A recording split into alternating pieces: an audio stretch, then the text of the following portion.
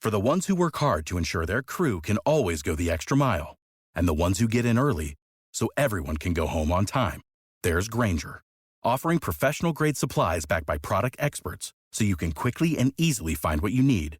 Plus, you can count on access to a committed team ready to go the extra mile for you. Call, click Granger.com, or just stop by. Granger, for the ones who get it done.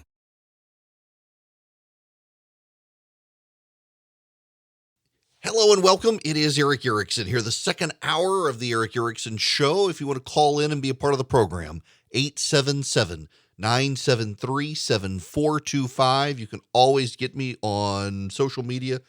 Instagram's my favorite. It's where I do all my cooking pictures and the like. You can go to EW Erickson. Importantly, if you text the word show, SHOW, to the phone number 33777, you get links to the podcast for Google, Apple, Spotify, Stitcher, get a link to the 24/7 live feed, and get a link to my daily email where, if you subscribe to my Substack, you will get the daily show notes right when the show starts every day, because my show prep's done by then. And so I will send you links to all the stuff that's in the show that day. All the news articles that I'm talking about, they're in there, but you got to subscribe. So text the word show to 33777. Now, I want to go off on a tangent because I want to be honest with you. Every day lately is kind of like back during the COVID days. I sit down and I think I've talked about this issue so much. And in the situation, for example, of Ukraine, the story changes on a daily basis. And I want to spend a moment on that, but then I want to move into just some off the beaten path stuff, if you will. Just bear with me. First of all, I need to say this. This is my honest and genuine assessment, and I don't like saying this. It's not something I'm happy to admit or acknowledge.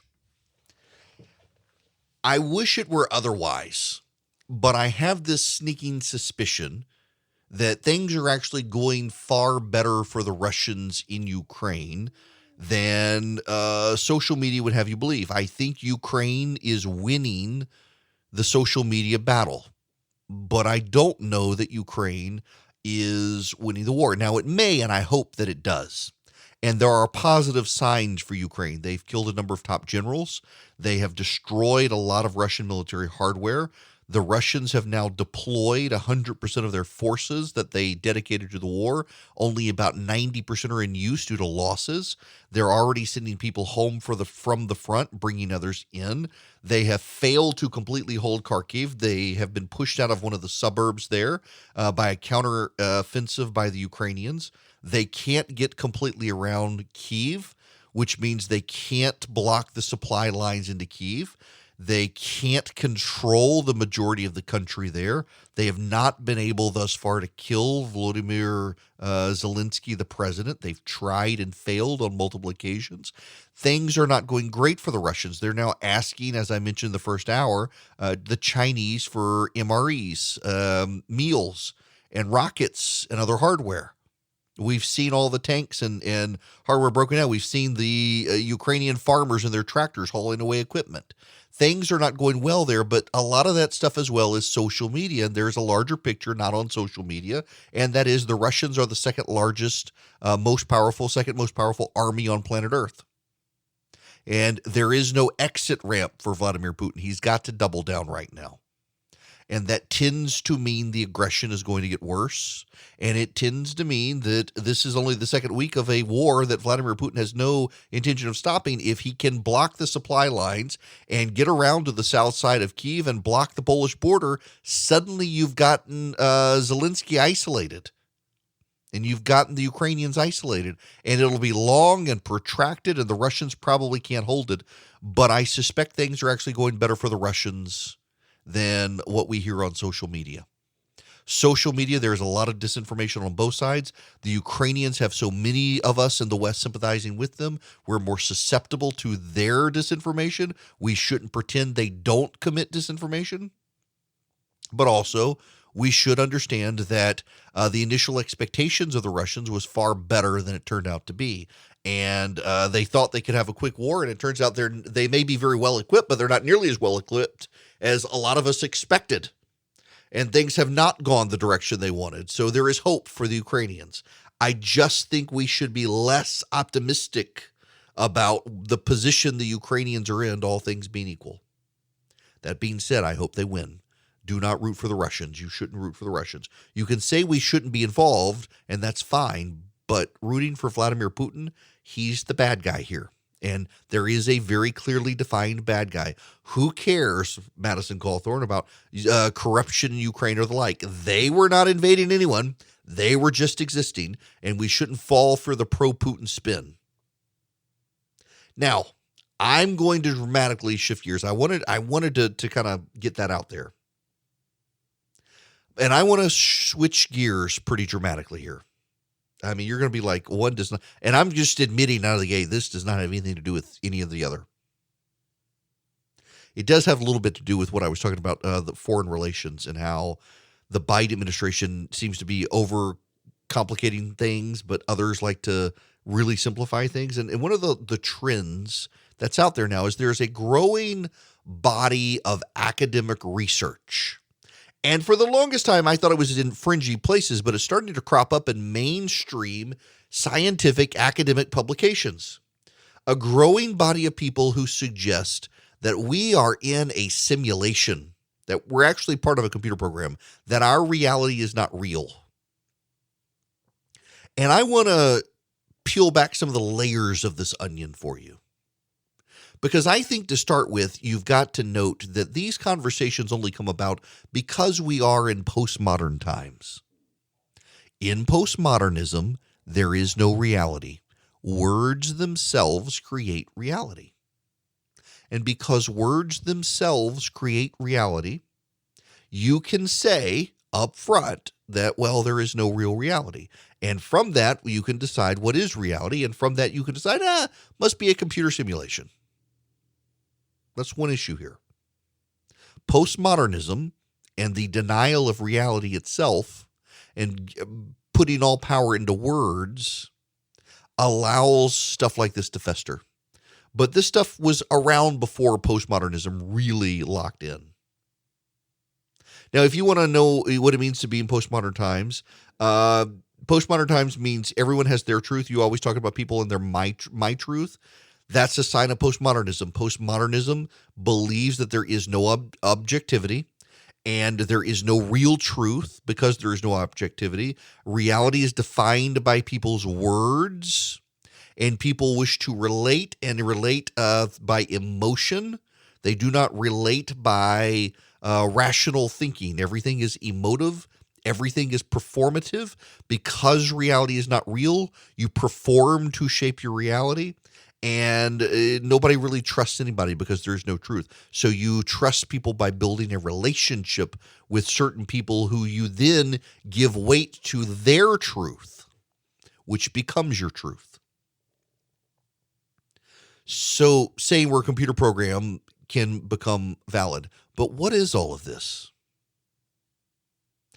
All of this really is about people trying to find their place in the world and explain their and your existence. And this goes back to the voice in our head.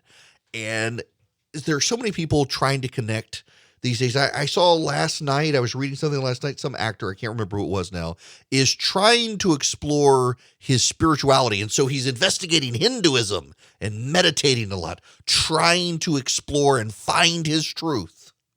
People are trying to find their way in the world.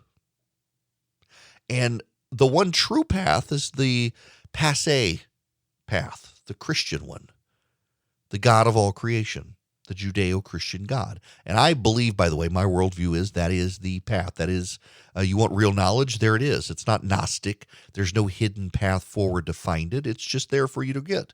You can read the Bible and learn everything you need to know about God. But what's going on right now is in a very chaotic world in postmodern times. Everybody's listening to that little voice. You know the voice. There's a voice in the back of your head, too. If you're quiet and you listen, you give it some room to breathe, you hear the voice saying, why am I here? What is my purpose? If you're an atheist, You spend a lot of time either rationalizing that, well, there really is no purpose. It's just the verve of atoms colliding into atoms, mutating over time, creating carbon, creating invertebrate, creating vertebrae, creating apes, creating man. It's all an accident of nature, and your life is rather meaningless. You die, the worms eat your body, and that's the end. When everybody forgets you, you cease to exist in any way, shape, or form. And then there's the way that most people on the planet have believed forever. There's an afterlife of some kind. Christians don't believe that you are a soul and have a body, although some people sometimes say that you are a soul, you have a body. Actually, we believe in body and soul all together. You are one thing, and it matters.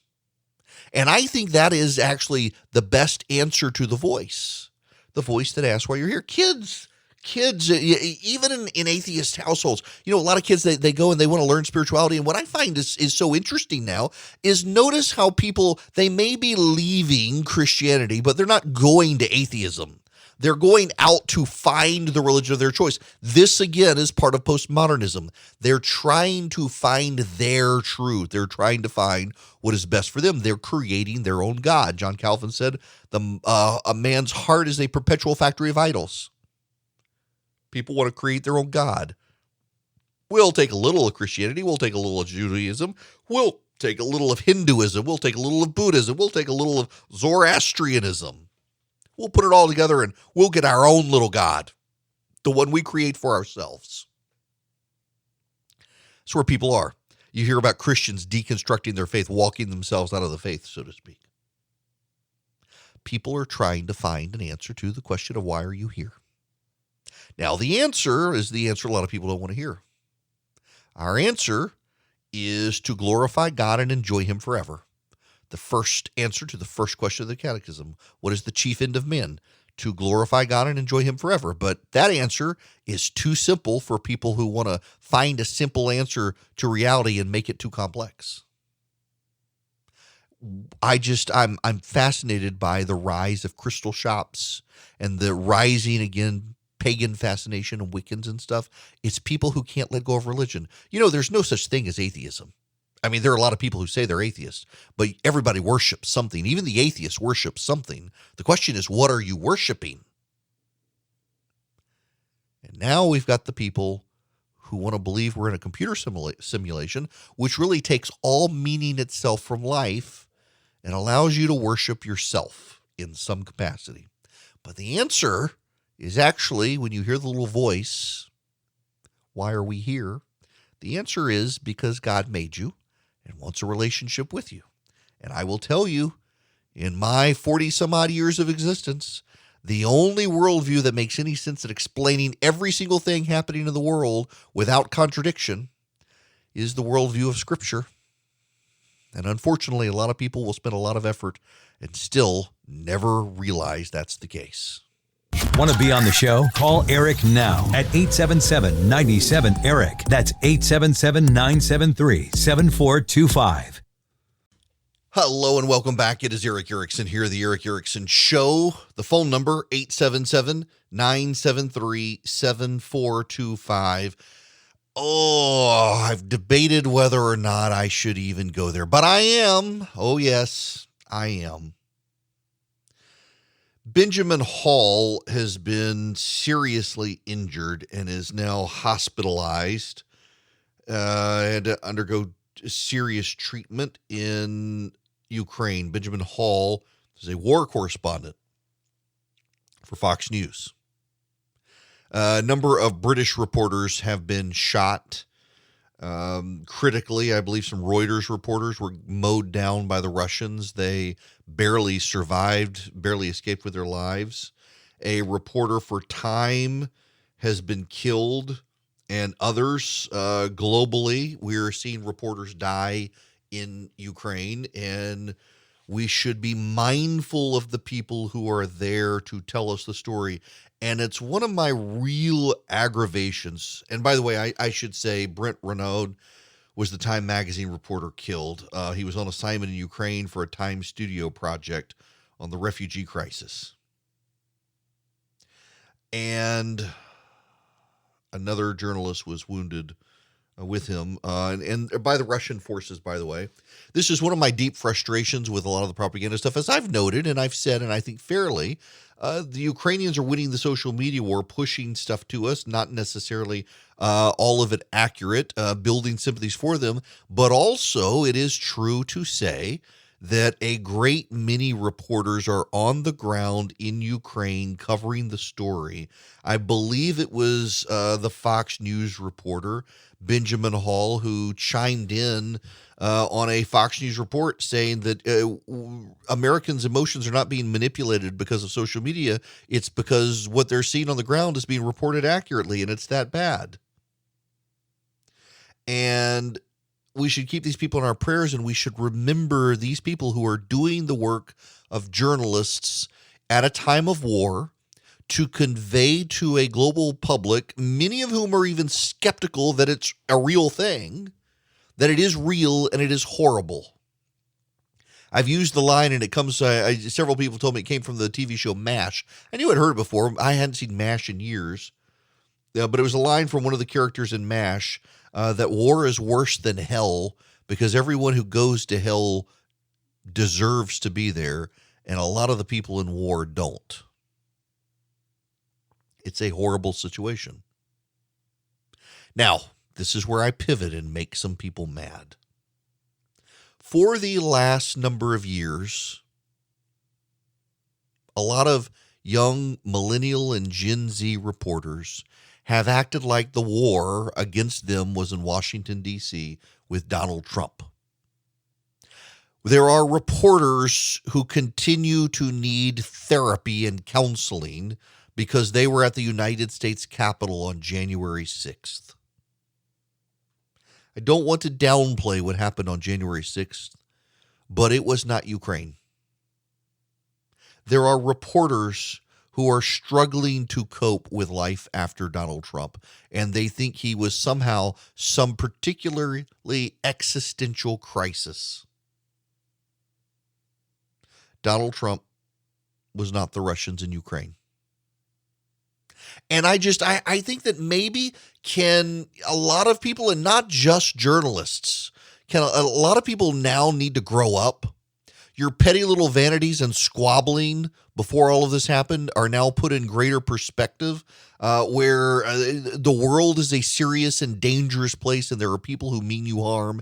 And if they could invade your country, they just might. If they could bomb your country, they just might. And in fact, 21 years ago, we did see bombings in this country as planes flew into the World Trade Center. And somehow in the last 21 years, as a lot of our sailors, soldiers, airmen, and Marines went off to war, we here at home got complacent and happy and decided nothing bad's ever going to come again. Well, it wasn't, because all of these people were over there putting their lives on the line.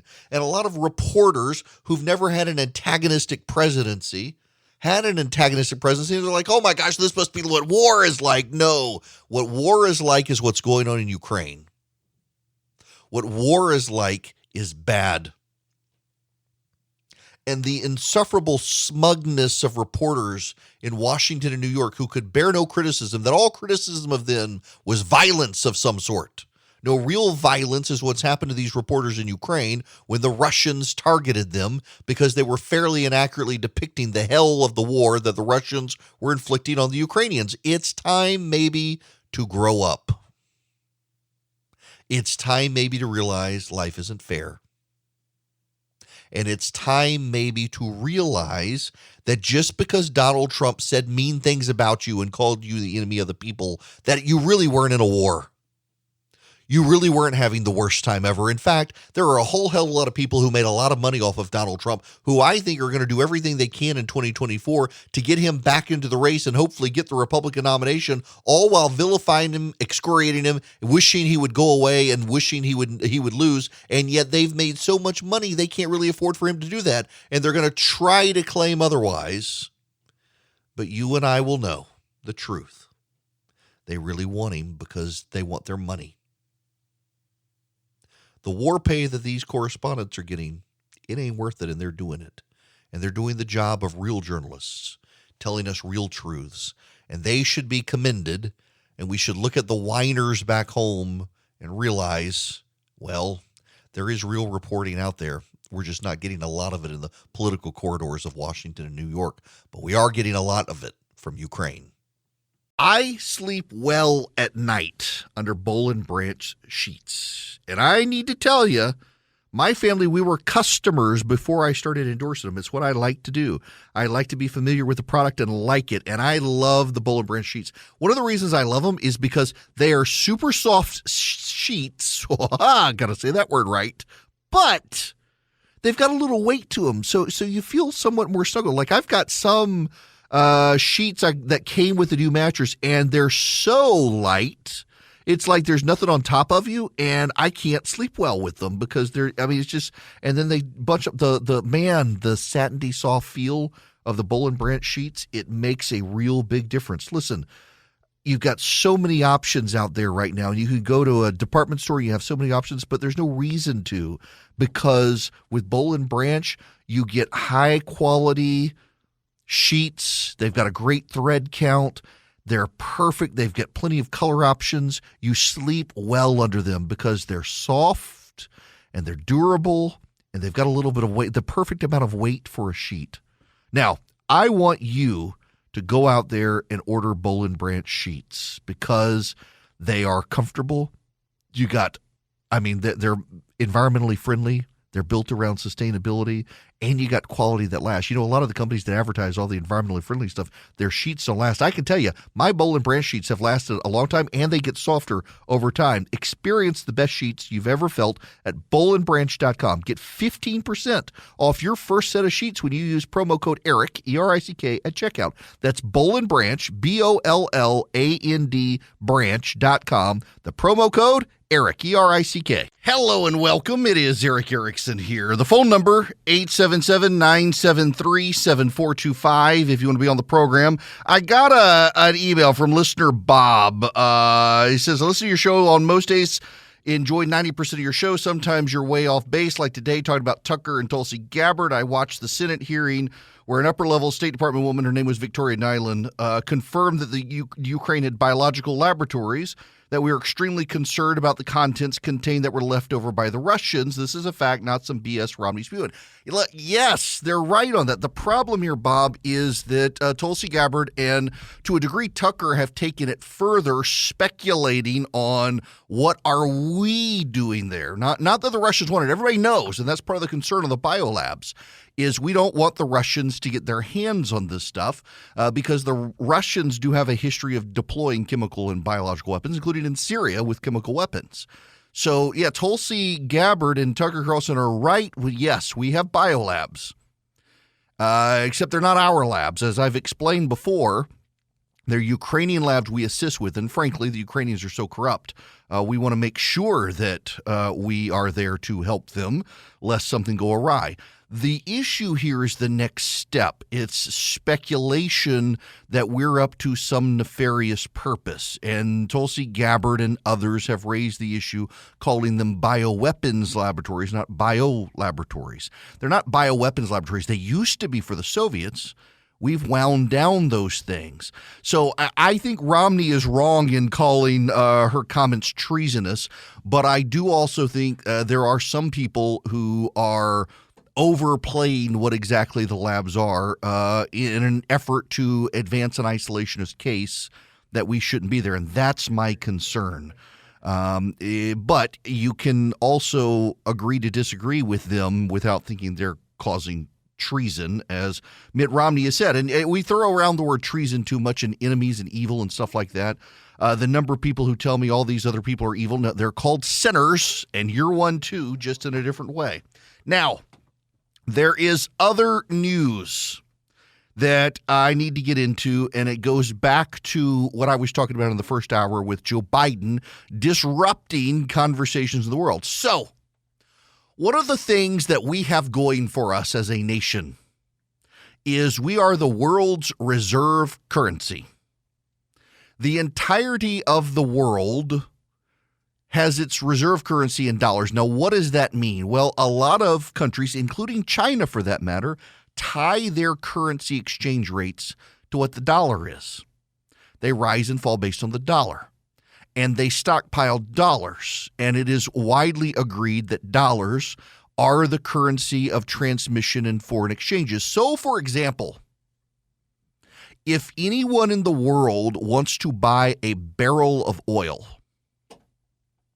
you got to follow along with me here because this is a little bit complex. It's like, man, now, it's like my wife. If I give my wife, like, what's 2,387,225 plus 987,000? She has no idea, but if I put a dollar sign in front of both of them, boom, it's just magic calculator. Women are good at this when you deal with dollar signs, and I don't know what it is. My wife, she can't figure out a calculus equation, but you turn it into dollars and cents, and by God, she's got it immediately. Me, I went to law school so I could avoid this stuff, but you got to follow along with me here, men. You can buy a barrel of oil in yen, in yuan, in rubles, in dirhams, in fils, in pounds, in euros, you name it. But all of them are based on the dollar and the exchange rate with the dollar. So if a barrel of oil is $100 a barrel, if a barrel of Brent crude oil, that's the European standard. We use West Texas crude, they use the Brent oil standard. But even the Brent oil standard is in dollars per barrel of oil, not in pounds, not in euros. When you hear it in pounds and euros, they're actually converting from the dollar rate. Why? Because the world's reserve currency is the American currency. So anywhere in the world you buy a barrel of oil, you can buy it in local currency, but it's based on a price for a barrel of oil that's always fixed to dollars because we're the world reserve currency. China and Saudi Arabia are going to build an oil refinery in China. Aramco, which is the Saudi oil company, is going to build the oil refinery for the Chinese because the Chinese do not have the expertise to do it, and the Saudis do.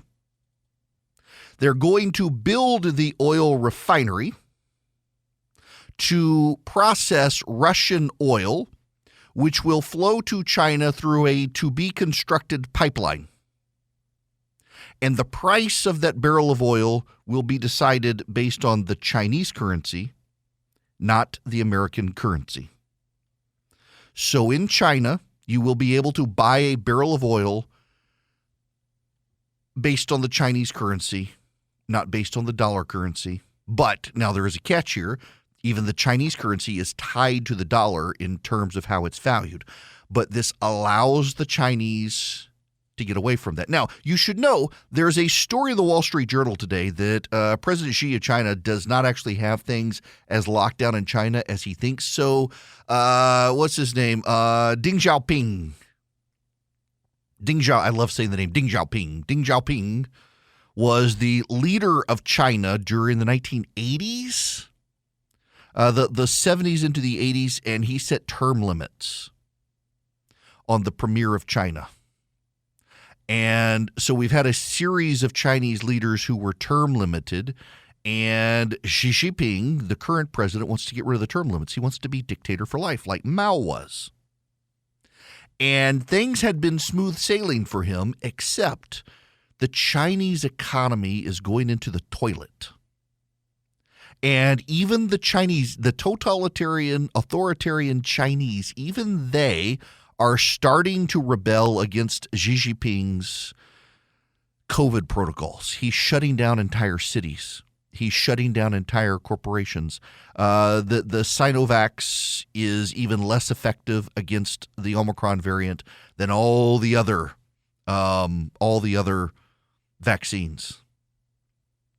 And the Chinese are starting to think this is bad for our economy. So he doesn't have things as locked down as he should. And also, you know, this intelligence leak from the United States. There are a couple of things here with the intelligence leak you got to remember. You know, okay, if you're in school and you've got a gossiper among the kids, you know, gossiping's a sin. We all do it. Man, I heard some gossip today. Actually did, but nonetheless. You got the kid in school who's the gossiper. Eventually, if the kid keeps telling you all the gossip, eventually you're going to figure out who the source of the gossip is from. I mean, if the kid's got the good dirt, you know it's one of the teachers talking to the kid. Now, which of the teachers would know this sort of stuff? You go figure it out. You got the gossips. You can figure it out. The same thing's happening in Russia. We are just leaking every bit of intelligence we know. Hey, we know Putin's going to invade. We know that Putin is going to pretend to move troops around, so it looks like he's not going to invade Ukraine, and that's all a ruse. Don't believe him. I mean, we're announcing everything we know. At some point, the Russians are going to figure out who our human intelligence is in Russia. That may be one of the reasons that the head of the FSB, the successor to the KGB, was arrested.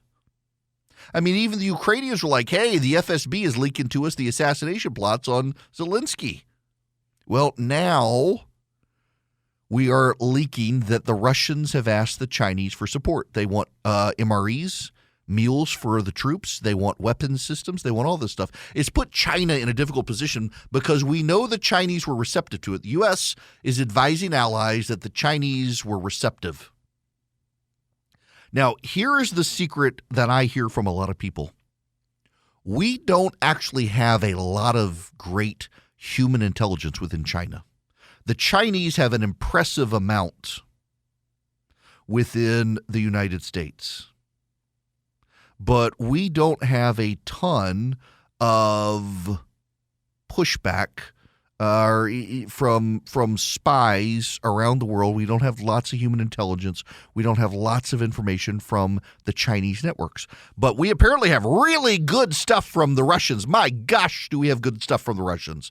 I mean, you can get like the secret formula for like Russian vodka from the Russian sources. We got so many great sources, but we're not going to because we keep announcing to the world the stuff we're getting. At some point, they're going to figure out who the leaks are from.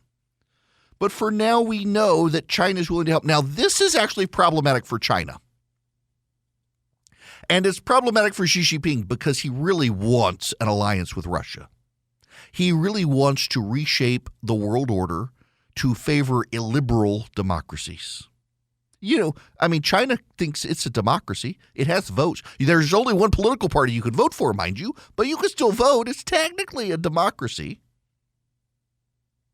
And they want the world order shaped in their image. Now, the problem here is that Xi Jinping is actually beholden to the Chinese Communist Party. And he's done his best. You know how like Baptist preachers and a lot of congregational churches, they'll stack the deacon pool. Over time, you give a preacher enough wiggle room in a lot of congregational churches that are congregational, they're going to get the deacons they want to keep them in power. They are. I mean, the wise pastor is the one who stays out of the church politics. But a lot of pastors and a lot of churches, particularly when the pastor founds the church, he handpicks the deacons so they can never do anything to him. That's what Xi Jinping has been doing. He's like a communist Baptist preacher. In a mega church, he's picking the deacons who are going to make sure he stays in power. But even they have problems with the Russians. See, up until the 1970s, the Russians and the Chinese were fighting border wars. They still have unsettled border disputes. Okay, so you go into a map. Like, look at India, look at China, and look at Russia. Look where all they intersect on the map. There's a bunch of dotted lines. Those are the territorial borders where, well, things are a little more nebulous than they might claim. India and China in particular have all sorts of these issues. But the Russians and the Chinese, they got some border issues that have never really been resolved. And the result of this is you got some longstanding, tense animosities. And those animosities have played out for decades. So as much as Xi Jinping wants an alliance with the Russians, he's got a lot of people within China who they don't like the Russians. They don't like them. And you got a lot of people in Russia who don't like the Chinese. And they remember the old history, back to the Mongol invasions. Oh, they do. People there, my gosh, they still to this day hold on to that sort of stuff. And then you've got the younger people in Moscow and St. Petersburg. And those are Western hipsters on Instagram. And now they can't get on Instagram. It's not a good setup. It's problematic. They got histories they have to deal with. History always has a way of biting people in the butt because they forget it, and they forget the historic tensions and animosities that don't go away. It's like earlier, Jeff Foxworthy was at our office earlier, and he was talking about Georgia and Georgia Tech. Now, you got college football rivalries, and then you've got the Georgia Tech rivalry. When they play, do you know what it's called? Do you know what the game is called? Clean old-fashioned hate. They hate each other, Georgia and Georgia Tech. And it's like, to some degree, some of the histories you got, like the Pakistanis and the Indians. Man, that's not clean old-fashioned hate. That's dirty old-fashioned hate. They're ruthless with each other. But some of the Russians, some of the Chinese are the same way. And you got these communist overlords who think they can override that. You can't override history. History is like the democracy of the dead. You got all the dead people for generation after generation. They put things in order the way they are, and they passed it down to their grandkids. Like I remember when I was a kid, I wanted to go to Disney World, and there was a place I wanted to go eat, but it was in Norway. Well, I'm Swedish, and I was very upset I couldn't go to Norway in Disney. They didn't have a Sweden, and I couldn't go to the Norway and betray my family. To this day, I mean, nobody wants to go to Norway. Sweden's awesome. Norway's pickled herring. It's the same thing with all these people.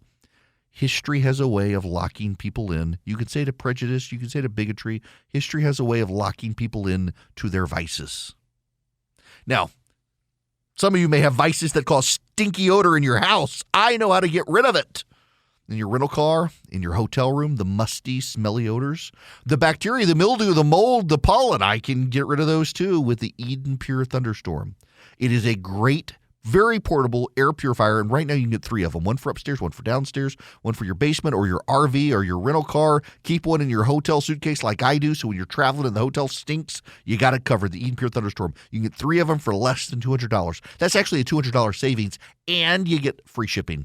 What you do is you go to EdenPureDeals.com, and you'll see the discount code box on the front page of that website. You put in ERIC3, ERICK3, and you'll see the Eden Pure Thunderstorm. And you will move to you'll move into the checkout box. If it doesn't carry over the discount, you'll see the discount code box. Put in ERIC3 again, ERICK3, and you will get $200 off for 3 Eden Pure Thunderstorms. You'll get all 3 of them for less than $200, and miracle of miracles, you'll get free shipping. EdenPureDeals.com, discount code ERIC3. Hello there. It is Eric Erickson here. The phone number is 877-973-7425. Should you wish to be a part of this here program, welcome again to WMAY in Springfield, Illinois. Glad to have you a part of the show.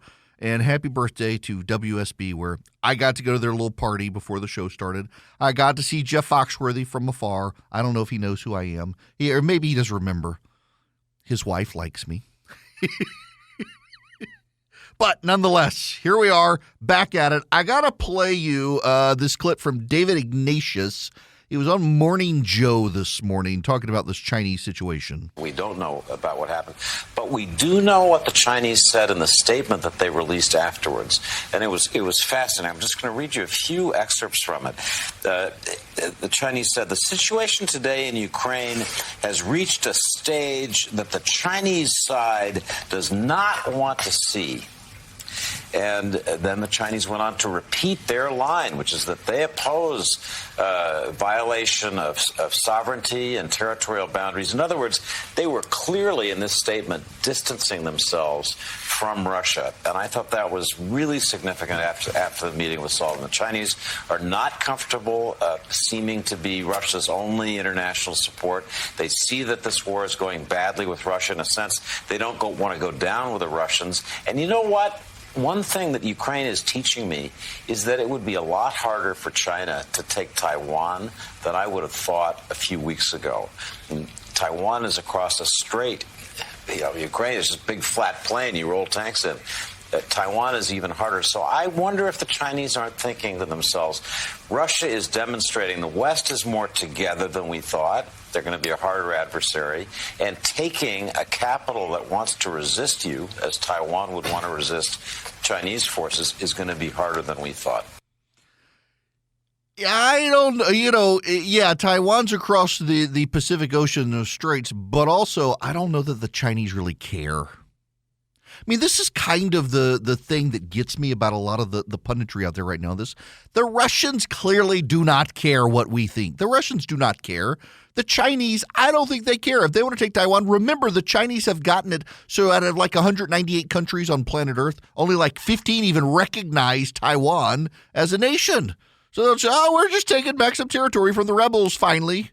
If they nuke it, you know what the Chinese solution has been for years, going back to Mao Zedong, is we'll just nuke everyone, because if everyone nukes us, we got 1 billion people. We'll have more survivors than them. This has literally been part of the strategic thinking of China since the 1970s. It's 2022. Things are still crazy. Things haven't settled down. And now you got the Federal Reserve and interest rates. You got the economy. You got inflation. A lot of banks won't even return your phone call. Let's say you're a small business and you need a loan for $750,000 or higher. You see an opportunity where banks, they don't even want to see you. You want to buy a building, you want to build a building, reach out to the Frost family at First Liberty Building and Loan. They've been helping small businesses become big businesses since the 1990s. They want to help you if they can. So spend 10 minutes with them. See if you're a good fit for them and they're a good fit for you. Their website is firstlibertyga.com. That's firstlibertyga.com. Again, you need a loan, $750,000 or higher. You're a small business and you see an opportunity to grow. Share it with the Frost family and see if they can help you. Firstlibertyga.com. That's firstlibertyga.com. First Liberty Building and Loan can help businesses nationwide become bigger businesses.